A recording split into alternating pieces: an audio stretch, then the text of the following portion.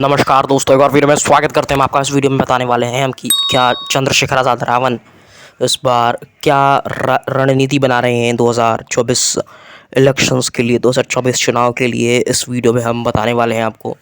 तो चंद्रशेखर आज़ाद रावण जो है वो इस बार लोकसभा जो चुनाव होने वाले हैं 2024 के जून में, उस चुनाव में ये यूपी के नगीना लोकसभा सीट से लड़ने वाले हैं। नगीना उसको बोला जाता है जिसका नाम बिजनौर है। बिजनौर लोकसभा सीट से वो लड़ने वाले हैं चुनाव। इस बार के चुनाव में वो दिखने वाले हैं और साथ ही साथ उनकी पार्टी भी दिखने वाली है। उनकी पार्टी का जो चुनाव चिन्ह है उसको केतली छाप कहा जाता है, और केतली छाप चाय पिलाने वाली केतली को ही कहा जाता है, जिसे उन्होंने अपना चुनाव चिन्ह बना लिया है। और साथ ही साथ चंद्रशेखर आज़ाद रावण जो कहा जा रहा था कि मायावती के साथ आने वाले हैं, लेकिन वो नहीं आए। अखिलेश यादव के साथ वो रहेंगे। इस बार अखिलेश यादव के साथ थे। साथ ही साथ जो जयंत चौधरी थे वो भी इनके साथ थे, लेकिन जयंत चौधरी इंडिया गठबंधन का हाथ छोड़ के निकल गए हैं। अब सिर्फ़ और सिर्फ अखिलेश यादव बचे हैं इंडिया गठबंधन में, और साथ ही साथ और भी नेता बचे हैं, और उसमें चंद्रशेखर आज़ाद रावण भी हैं। और साथ ही साथ ये जताया जा रहा है कि चंद्रशेखर आज़ाद रावण इंडिया गठबंधन में उनको सीट मिल गई है, इसीलिए क्योंकि वो इंडिया गठबंधन में है और सपा के साथ है। और कुछ ऐसी सीटें हैं जो इन्होंने सपा ने चंद्रशेखर आज़ाद रावण की पार्टी को दे दिया है। और साथ ही साथ चंद्रशेखर आज़ाद रावण जो है वो पार्टी के लिए अपने सीटें बचा रहे हैं लोकसभा चुनाव के लिए, और वो इन सीटों से ही चुनाव लड़ने वाले हैं, ऐसा कहने में ही आ रहा है।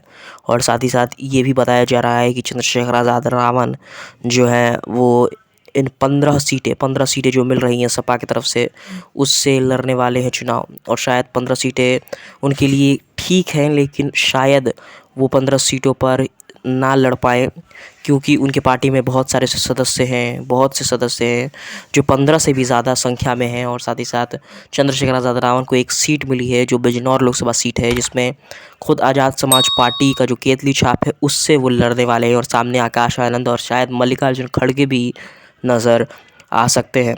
वो इंडिया गठबंधन से भले ही ना हो, अभी इंडिया गठबंधन से ये न्यूज़ आ रही है कि वो नहीं है, क्योंकि मल्लिकार्जुन खड़गे इंडिया गठबंधन से आ रहे हैं और वो सिर्फ सपा से गठबंधन करे हुए हैं।